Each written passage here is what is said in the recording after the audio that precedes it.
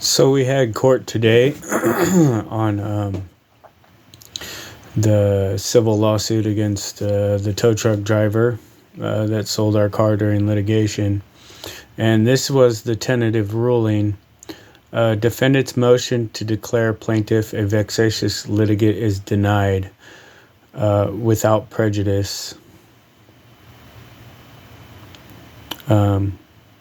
Defendant's request for judicial notice is granted. CCP Section 391 Subdivision B2 provides a vexatious litigate is one who, after litigation has been finally determined against him, repeatedly litigates or attempts to relitigate either the validity of the determination against the same defendant or defendants as to whom the litigation was finally determined, or the cause of action, claim, controversy, or any of the issues of fact or law determined or concluded by the final determination against the same defendant or defendants as to whom the litigation was finally determined. Code of Civil Procedure, Section 391B2, Subdivision B2 is without time limitation. The vexatious litigate statutes were created to curb misuse of the court system by those acting in pro per who repeatedly relitigate the same issues. And the case for that. These persistent and obsessive litigants abuse the legal system. Not only waste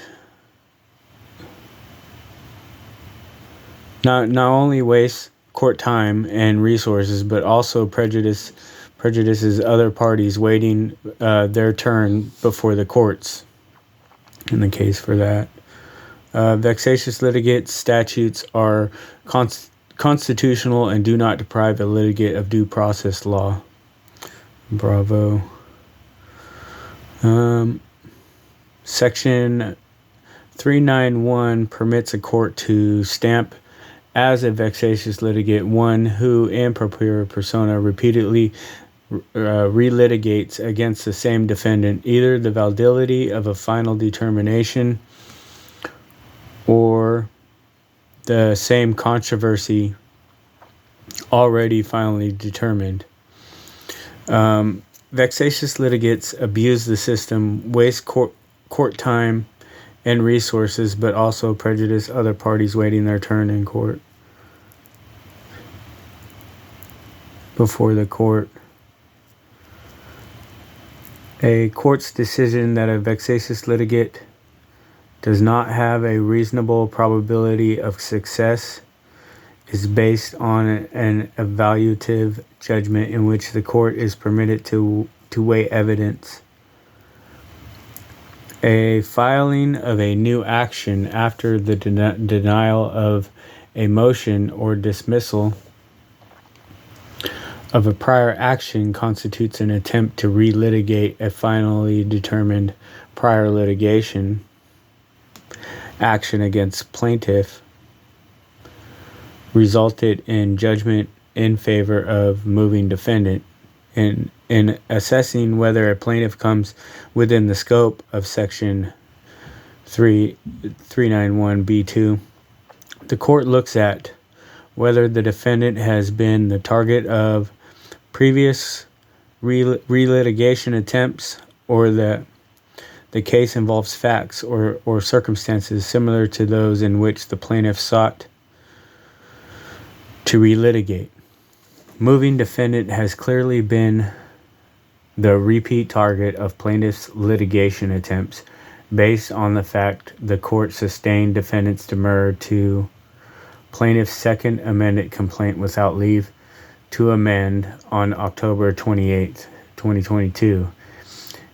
In Amador Superior Court case number 19 CV 11511, plaintiff has identified a complaint of conversion filed in the U.S. District Court, Eastern District of California on June 27, 2023.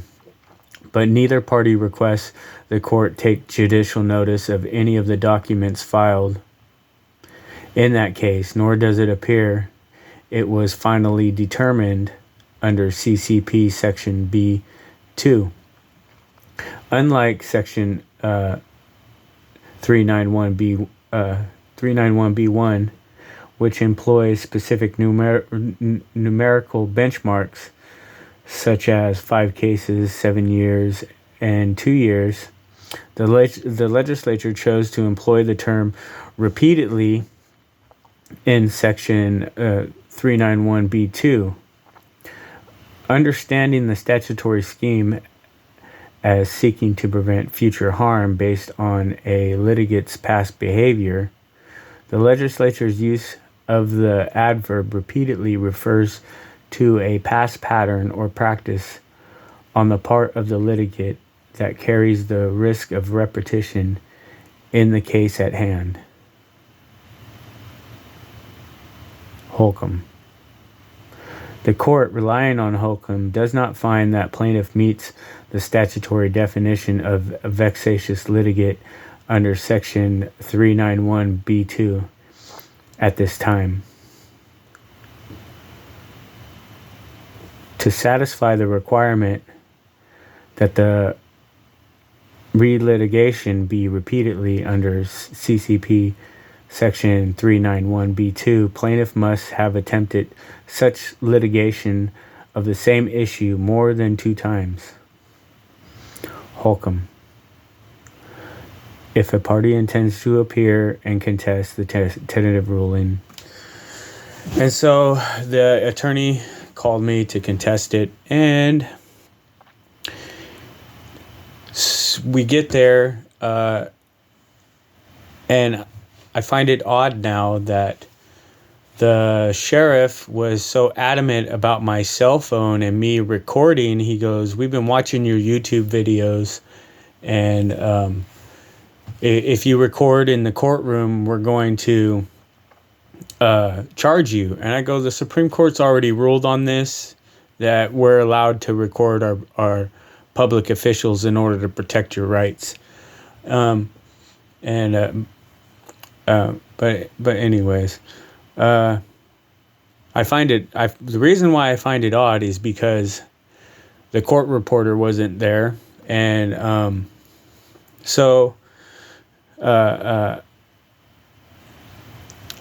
during litigation, I cited the case that they must provide a court reporter.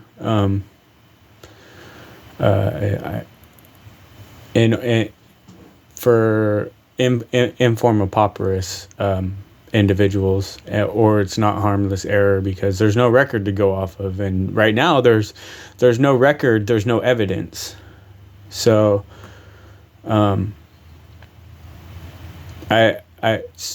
what happened was the judge went against her ruling. I actually read the Holcomb case and was prepared,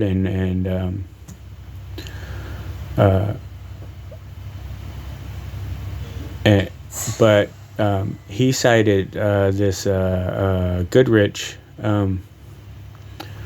versus Sierra Vista Regional Medical Center, and he cited a little portion that it doesn't even seem relevant to the case at hand, because this lady, she filed 5 motions, and 3 of them were denied, and the court had given her a warning that they were going to declare her a vexatious litigate. And the thing is that he sold the car during litigation, and I'm litigating a new issue, and they're trying to say that this has already been determined, and there's no final judgment on this because I filed a supplement to the complaint in the original complaint, and the court had dismissed it and striking it from the record. So there was no final determination on them selling the issue of them selling the vehicle during litigation.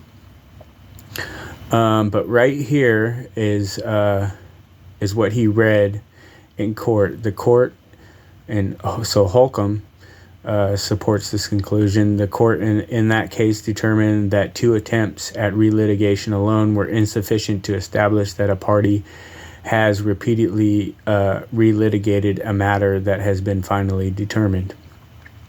But the court based its decision on the record before it and not on the number of relitigation attempts. It determined that since the purpose of the vexatious litigate statute is to prevent future harm based on a litigate's past behavior, the legislature's use of the adverb repeatedly refers to a past pattern or practice on the part of the litigant that carries the risk of repetition in the case at hand. That risk of repetition was not present in Holcomb. Okay? They didn't read that. He didn't read that part. He stopped right there. But this is what they based their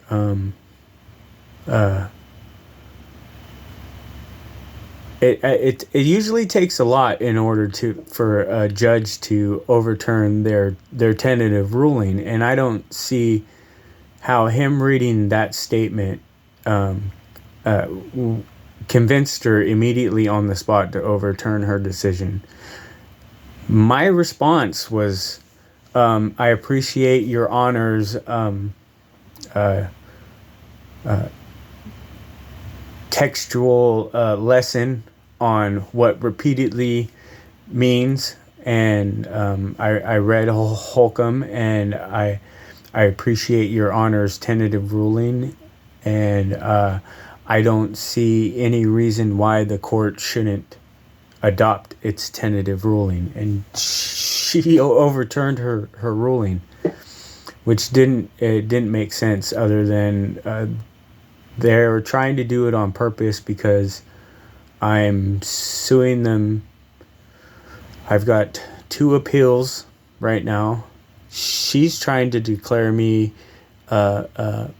mentally incompetent in one case, and I filed a federal lawsuit against her, and she's still trying to... it's a conflict of interest. Because the presiding justice had dismissed himself from this case under conflict of interest, and now I have to ask permission of the presiding justice to file anything, anywhere, is what they did by declaring me a vexatious litigate. Even though on the tentative ruling,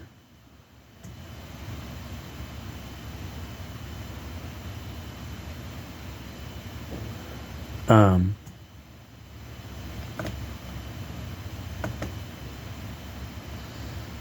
this tentative ruling, she had already predetermined that there was merit to the case, and now she's saying that there's no merit. And she refused to take judicial notice of the federal court decision of the informa pauperis screening, that if they go through screening on informa pauperis to determine whether or not the case has merit.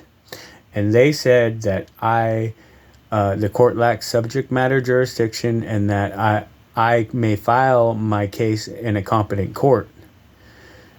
If it didn't have any merit, they would have dismissed it as this doesn't have any merit. I've had them do that before. And the judge said, I'm not taking judicial notice because it's untimely. I look at it as disobeying a federal order. Let me see. But this is what I had on for my hearing statement.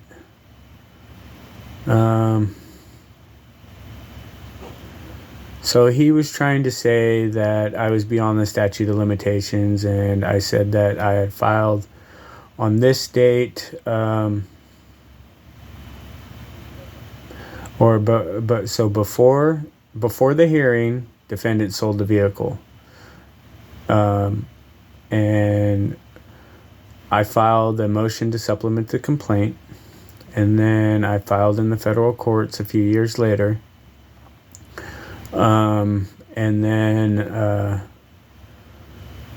then they dismissed it, said to file it in the county court, and then I filed it in the county court, and so I exercised due diligence to preserve the action, and under equitable tolling, the federal courts have typically extended equitable relief only sparingly. We have allowed equitable tolling in situations where the claimant has actively pursued his judicial remedies by filing a defective pleading during the statutory period, and in the cases that involve that determination, or where the complaint has been induced or tricked by his adversary's misconduct in allowing the filing deadline to pass. We have generally been much less forgiving in receiving late filings where the claimant failed to exercise due diligence in preserving his legal rights. Because the time limit imposed by Congress in a suit against the government involved a waiver of sovereign immunity, it is evident that no more favorable tolling doctrine may be employed against the government than is employed in suits between private litigants. So the same is between private litigants and the government get that same equitable tolling right.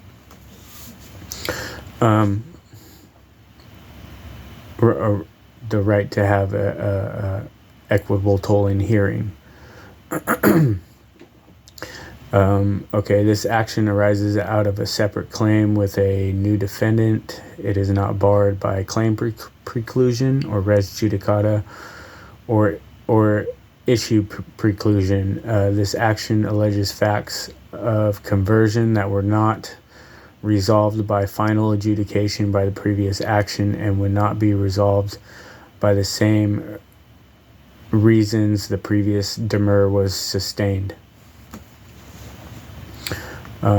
The standard of review, the same de novo standard of review applies to motions for judgment on the pleadings and to general demurs. In both instances, we exercise our independent judgment as to whether a cause of action has been stated under any legal theory when the allegations are liberally construed. The facts alleged in the pleading are deemed to be true, but contentions, deductions, and conclusions of law are not. In addition to the complaint, we also may consider matters subject to judicial notice. We do not review the validity of the trial court's reasoning. For that reason, and because demurs and motions for judgment on the pleadings raise only questions of law, we may also consider new theories on appeal to challenge or justify the trial court's rulings. We review the trial court's denial of leave to amend for abuse of discretion. Where demur is sustained without leave to amend, we must determine whether there is a reasonable probability that the complaint could have been amended to cure the defect. If so, we will conclude that the trial court abused its discretion by denying the plaintiff leave to amend. The plaintiff bears the burden of establishing that it could have amended the complaint to cure the defect. Preclusion. Defendants. So right here I did just enter my facts. I entered it into the case. So defendants urge us to affirm the trial court's dismissal of plaintiff's cause of action on res judicata grounds. As our high court recently explained, the terminology it and other courts have employed in discussing the preclusive effect of judgments has been inconsistent and imprecise. The Supreme Court has used res judicata as an umbrella term encompassing both claim preclusion and issue preclusion, but it has also sometimes described res judicata as synonymous with claim preclusion, while reserving the term collateral estoppel for issue preclusion. And yet, on other occasions, it has used the term res judicata more broadly, even in a case involving only issue preclusion or collateral estoppel. This inconsistency has caused some confusion, including among respondents in this case, as discussed below. To avoid future confusion between the two types of preclusion, which have different requirements, the court endorses the use of the terms claim preclusion and issue preclusion. Claim preclusion bars relitigation of a claim altogether, where a second suit involves 1. The same cause of action, 2. Between the same parties or those privy with them, and 3. After a final judgment on the merits in the first suit. Issue preclusion bars a party to the first suit or one in privy with a party to the first lawsuit from relitigating issues that were actually litigated and conclusively resolved in the first lawsuit. Unlike claim preclusion, issue preclusion 1. Does not bar entire causes of action, but prevents relitigation of previously decided issues, and 2. Can be raised by one who was not party or privy in the first suit. 2. It is apparent from respondents' briefs below that they invoke claim preclusion, not issue preclusion. For example, respondents argue that the previous judgment barred claims that were not, but could have been raised and litigated in that action.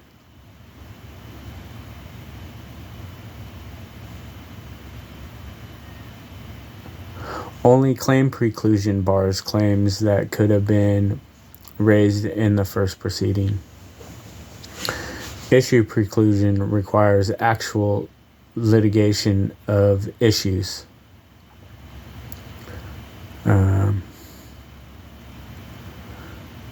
Whereas res judicata claim preclusion bars claims that could have been raised in the first proceeding regardless of whether or not they were raised. Collateral estoppel. Issue preclusion bars only issues that were actually and necessarily decided in the earlier litigation. Clearly, a formal judgment is not a collateral estoppel on issues which might have been raised but were not. Moreover, respondents address the primary rights theory or cases applying it. The primary rights theory implicates matters of claim preclusion, res judicata, not issue preclusion or collateral estoppel. Accordingly, we turn to the elements of claim preclusion. 1. Same parties. We begin with the second of the three elements that must be satisfied for claim preclusion to apply. The two lawsuits must involve the same parties or those in privy with them. Mr. Finch was a defendant in the 19 CV 11511 action such that the same party element is satisfied as to Mr. Finch. However, Mr. Hobson was not the same party in 19 CV 11511, nor do defendants contend Mr. Hobson was in privy with Mr. Finch. Rather, they rely on for the proposition that the party asserting claim preclusion need not have been a party or in privy with a party to the earlier litigation, but as the DKN Holdings Court explained, Bernard v. Bank of America involves only issue preclusion, not claim preclusion, although the court confusingly used the term res judicata. Accordingly, the same party's element is not satisfied as to Mr. Hobson. Therefore, claim preclusion does not bar appellant's claim against those entities. Finally, final judgment on the merits. For claim preclusion to bar any of plaintiff's claim against Mr. Finch, there must have been a final judgment on the merits in the 19 CV 11511 suit. In the 19 CV 11511, a judgment of dismissal with prejudice was entered after a general demur had been sustained with leave to amend, and plaintiffs failed to amend. Our High Court has held that the preclusive effect of such a judgment is of limited scope. A former judgment entered after a general demur sustained with leave to amend is a judgment on the merits to the extent that it adjudicates that the facts alleged do not constitute a cause of action. Accordingly, such a judgment will bar a subsequent action alleging the same facts, as well as one alleging different facts, if the demur was sustained in the first actions on a ground equally applicable to the second.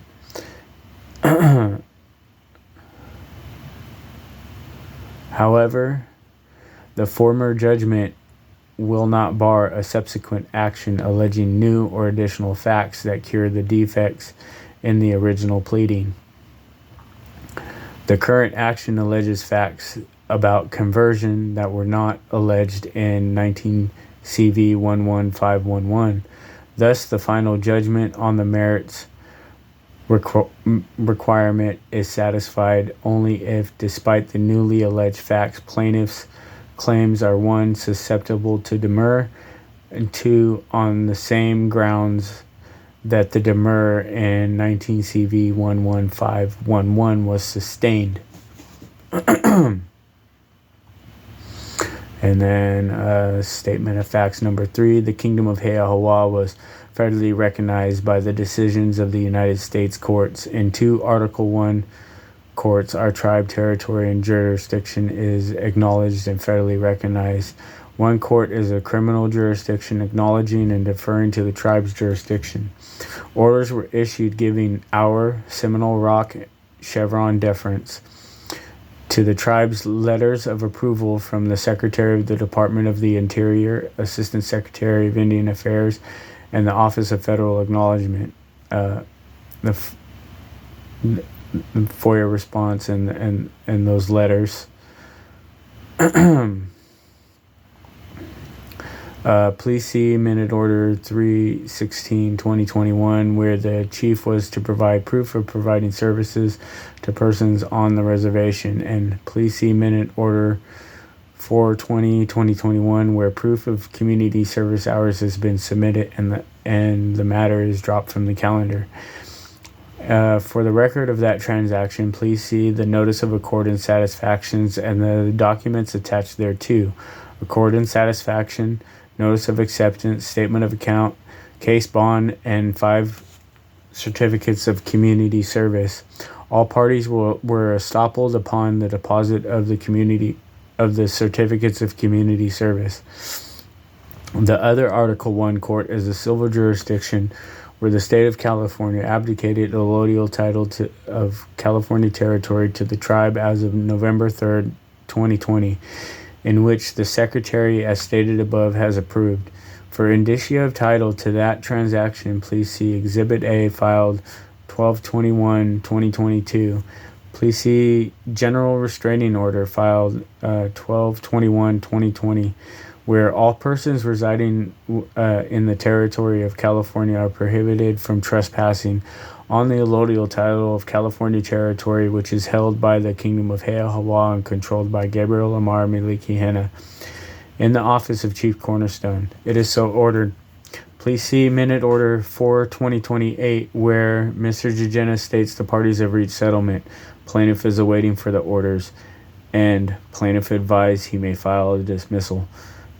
Please see the request for dismissal filed 5/12/2021, where the court granted dismissal according to the attached settlement.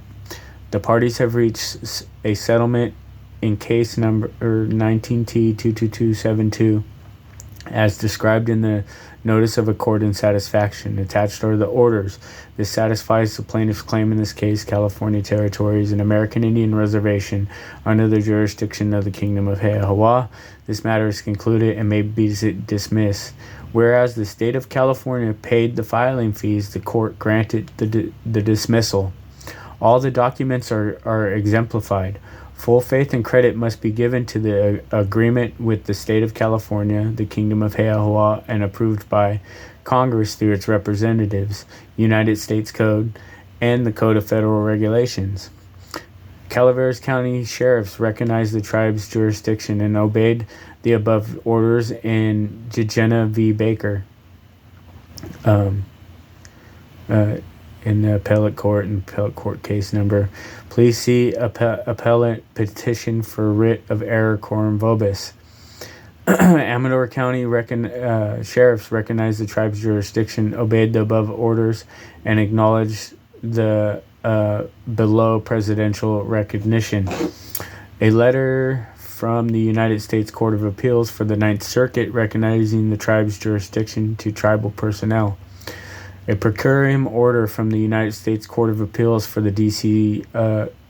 District recognizing the tribe as well as my office in the matter of Trump v. Thompson and the D.C.'s appellate circuit number there.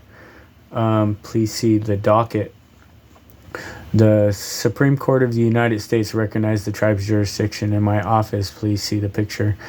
The president recognized the Kingdom of Heiahawa and Trump v. Thompson, U.S. 21-932. Please see brief for the executive branch respondents in opposition certificate of service. Plaintiff is a federally recognized American Indian chief.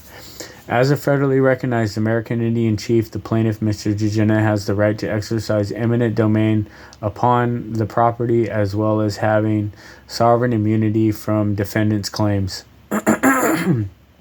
Standard of review. The court should review de novo. Elements of action. We read this one before, but we added a little bit to the end, so let's read it again. Issues of tribal sovereignty. Issues of tribal sovereign immunity are reviewed de novo. Indian tribes are domestic dependent nations that exercise inherent sovereign authority over their members and territories. Suits against Indian tribes are thus barred by sovereign immunity absent a clear waiver by the tribe or congressional abrogation. Tribal sovereign immunity extends to both the governmental and commercial activities of a tribe, whether undertaken on or off its reservation. The scope and applicability of tribal sovereign immunity lie within the plenary control of Congress. Like foreign sovereign immunity, tribal immunity is a matter of federal law. As a matter of federal law, federal recognition of a tribe affords important rights and protections to Indian tribes, including limited sovereign immunity. Federal recognition may arise from treaty, statute, executive, or administrative order, or from a course of dealing with a tribe as a political entity. When the political branches of the federal government decide to recognize an Indian tribe, courts are obligated to respect that decision. Tribal sovereign immunity extends to tribal officers when the sovereign entity is the real substantial party in interest. Article 1, Section 10, Clause 1 of the U.S. Constitution. The state of California and all its agencies are prohibited from impairing the obligation of their contract with the Kingdom of Heiahawa. Fletcher v. Peck. The estate having passed in the hands of the Kingdom of Heiahawa, the state of California is restrained. either by general principles which are common to our free institutions, or by the particular provisions of the Constitution of the United States, from passing a law whereby the estate of the Kingdom of Heahoa could be constitutionally and legally impaired and rendered null and void. So they're impaired from doing that. A settlement contract a settlement agreement is a contract, and the legal principles which apply to contracts generally apply to settlement contracts. Federal courts have determined Indian tribes to exist under a federal common law test. Article 4, Section 1, full faith and credit shall be given in each state to the public acts, records, and judicial proceedings of every other state, and the Congress may, by general law, prescribe the manner in which such acts, records, and proceedings shall be provided, and the effect thereof. United States Code, Title 28, Section 1738. The acts of the legislature of any state, territory, or possession of the United States, or copies thereof, shall be authenticated by affixing the seal of such state, territory, or possession thereof. The records and judicial proceedings of any court of any such state, territory, or possession, or copies thereof, shall be provided or admitted in other courts within the United States and its territories, possessions, by the attestation of the clerk and seal of the court annex, if a seal exists, together with the certificate of a judge of the court that the said attestation is in proper form. Such acts, records, and judicial proceedings and copies thereof so authenticated shall have the same full faith and credit in every court within the United States and its territories and possessions as they have by law or usage in the courts of such state, territory, or possession from which they are taken. Records and proceedings. So in Mills v. Dury, records and proceedings were entitled in each state to the same faith and credit as in the state of origin, that inasmuch as they were records of a court in the state of origin and so conclusive of the merits of the case there, they were equally so in the forum state.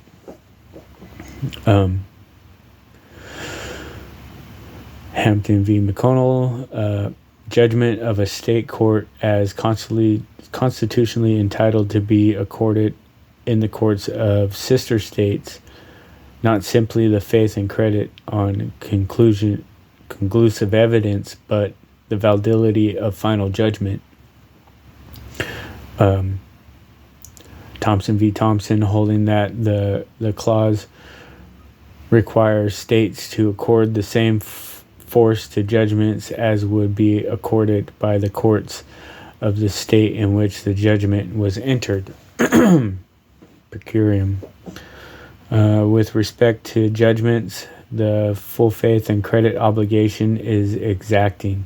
A final judgment in one state, if rendered by a court with adjudicatory authority over the subject matter and persons governed by the judgment, qualifies for recognition throughout the land. The judgment of a state court should have the same credit, validity, and effect in every other court of the United States which it had in the state where it was pronounced. And then, according to this public law, we, the Kingdom of Heahoa, as a federally recognized American Indian tribe, may not be terminated, but by an act of Congress. Only Congress can divest an Indian reservation of its land and diminish its boundaries. Curtis deference is the President of the United States has plenary powers in the foreign affairs field, not dependent upon congressional delegation. The express power of the President to recognize foreign nations and how it becomes the supreme law of the land under Article 6 of the Constitution. Marbury versus Madison. In the case of recognized American Indian tribes, the law orders the Assistant Secretary of Indian Affairs to record them. When, therefore, a tribe has been recognized as described pursuant to USC Title 25, Section 5130 Congressional Findings, the order for their being recorded is given, and whether inserted in the book or not, they are in law recorded. United States Code, Title 25, Section 5130 Congressional Findings. The Congress finds that 1. The Congress, as interpreted by federal case law, invests Congress with plenary authority over Indian affairs. 2. Ancillary to that authority, the United States has a trust responsibility to recognize Indian tribes, maintains a government-to-government relationship with those tribes, and recognizes the sovereignty of those tribes. 3. Indian tribes presently may be recognized by act of Congress by the administrative procedures set forth in Part 83 of the Code of Federal Regulations, that's under Chapter 1, 2, denominated procedures for establishing that an American Indian group exists as an Indian tribe, or by a decision of a United States court. 4. A tribe which has been recognized in one of these manners may not be terminated except by an act of Congress. 5. Congress has expressly repudiated the policy of terminating recognized tribes and has actively sought to restore recognition to tribes that have previously been terminated. 6. The Secretary of the Interior is charged with the responsibility of keeping a list of all federally recognized tribes. 7. The list published by the Secretary should be accurate, regularly updated, and regularly published, since it is used by various departments and agencies of the United States to determine the eligibility of certain groups to receive services from the United States. 8. The list of federally recognized tribes which the Secretary publishes should reflect all the federally recognized Indian tribes in the United States which are eligible for the special programs and services provided by the United States to Indians because of their status as Indians. Code of Federal Regulations, Section 1.2. Applicability of the regulations and reserved authority of the Secretary of the Interior. The regulations in Chapter 1 of Title 25 of the Code of Federal Regulations are of general application, notwithstanding, so that means it doesn't stand, notwithstanding any limitations contained in the regulations of this chapter, the Secretary retains the power to waive or make exceptions to his regulations as found in Chapter 1 of Title 25 CFR in all cases where permitted by law and the Secretary finds that such waiver or exception is in the best interests of the Indians. United States Code, Title 25, Section 500123, D2. If the Secretary does not approve or disapprove the Constitution or bylaws or amendments within 45 days, the Secretary's approval shall be considered as given. Actions to enforce the provisions of this section may be brought in the appropriate federal district. And H, tribal sovereignty, notwithstanding any other provision of this act, so nothing else stands. 1. Each Indian tribe retains inherent sovereign power to adopt governing documents under procedures other than those specified in this section. And 2, nothing in this chapter, nothing in this act invalidates any constitution or other governing document adopted by an Indian tribe after June 18, 1934, in accordance with the authority described in paragraph 1. These are the YouTube videos of Amador County acknowledging the documents explained in this briefing. And then in 25 USC 500123 F through G, the purpose and effect of the act was to eliminate the distinction between created and historic tribes. The amendment was intended to end the distinction of which had been drawn since at least 1936 between the powers of historic and created tribes. So we're all the same. United States Code, Title 25, Section 194, in all trials about the right of property in which an Indian may be a party on one side and a white person on the other, the burden of proof shall rest upon the white person whenever the Indian shall make out a presumption of title in himself from the fact of previous possession or ownership, and then the case supporting that.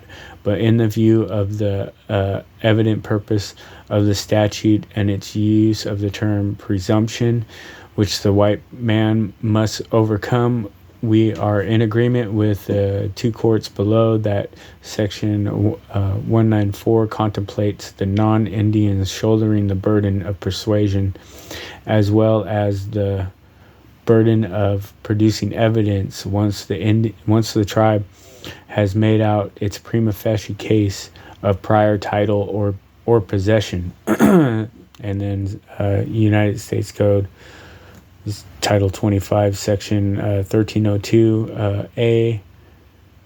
No Indian tribe in exercising powers of self-government shall 5. Take any property for public use without just compensation. Penn East versus New Jersey. States may be sued only in limited circumstances where the state expressly consents, where Congress clearly abrogates the state's immunity under the 14th Amendment, or if it is implicitly agreed to suit in the structure of the original Constitution. The states implicitly consent to private condemnation suits when they ratified the Constitution, including the eminent domain power, which is intrinsically intertwined with condemnation authority. Separating the two would diminish the federal eminent domain power, which the state may not do. So this case supports this power that the state has waived under the plan of the convention. Accord and satisfaction clause 2 subsection B, respondents reserve the rights to enforce any supplemental charges, and these are the new cases. United States v. Winanas. Treaties are not a grant of rights to the Indians, but a grant of rights from them, a reservation of those not granted. United States Code, Title 25, Section 3746, Tribal Immunity. Nothing in this chapter shall be construed to affect, modify, diminish, or otherwise impair the sovereign immunity from suit enjoyed by Indian tribes. While Congress retained paramount authority to legislate for and enforce its laws on all the tribes in certain respects, it has recognized the authority of Indian governments over their reservation, and if this power is to be taken away from them, it is for Congress to do it. Oliver v. Udall. Indian tribes have a status higher than that of states and are subordinate and dependent nations, possessed of all powers as such only to the extent that they have expressly been required to surrender them by the superior sovereign, the United States. Native American Church versus Navajo Tribal Council. Plaintiff is a federally recognized American Indian chief. Mr. Jejena is a federally recognized American Indian Chiricahua Apache, chief of California Territory, inter alia, a protected party of the Treaty of Santa Fe, 1852, the executive agreement pursuant to SCOTUS Rule 21 and 46 in Jejena v. It's supposed to be Baker. I messed up there. And the Kingdom of Heiahoa Treaty, certified mail number, chief final rule. This is evident by the exemplified U.S. Article 1 orders and settlement contract with the U.S. Secretary of Department of the Interior, presidential recognitions that were provided in the public record. Plaintiff is immune from the defendant's claim, as well as having the right to exercise eminent domain upon the property. Any and all state immunity is waived agreeable to the contract. United States Code, Title 25, Section 1302, A5. Penn East v. New Jersey, Plaintiff Convention Waiver. The Congress has never diminished the Kingdom of Hawaii's equitable allodial reserved rights of California territory inter alia. Based on the above, with the plaintiff's opposition to defendant's motion, the record, and good cause appearing, therefore, the defendants respectfully request that the defendants I messed up there. So it should be plaintiffs respectfully request that the defendant's motion be denied in its entirety, and the defendant, Mr. Hobson, be adjudged a vexatious litigate, and the plaintiff be allowed to file a default judgment against Mr. Finch and against Mr. Hobson pursuant to local rule of the local rules of Amador County. Okay, so yeah. She based her judgment off of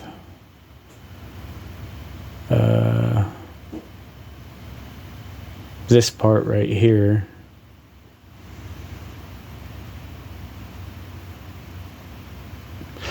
Well, the thing is, she was ruling in my favor, and I told her that, you know, I appreciated her and see no reason why the court shouldn't adopt its ruling. But this right here, he's saying that because of the risk of litigation, the risk of repetition is fairly easy to demonstrate. So this part right here is what they're trying to say, that there's a risk of repetition, and so they're going to go against the rule and basically swallow the rule of 2 attempts at relitigation alone were insufficient. They're saying that now, because of repetition, even though the federal court had already ruled on the merits, and because her tentative ruling was in favor, we can also presume that it was in favor because the court had already ruled on the merit of the case, and having a repeated risk of relitigation, I don't see how that outweighs it being a meritorious claim, which is the point of the vexatious, is that no claims, it's to prevent claims that have no merit. So I'm going to go ahead and end this video, and you guys take care. Fight another day.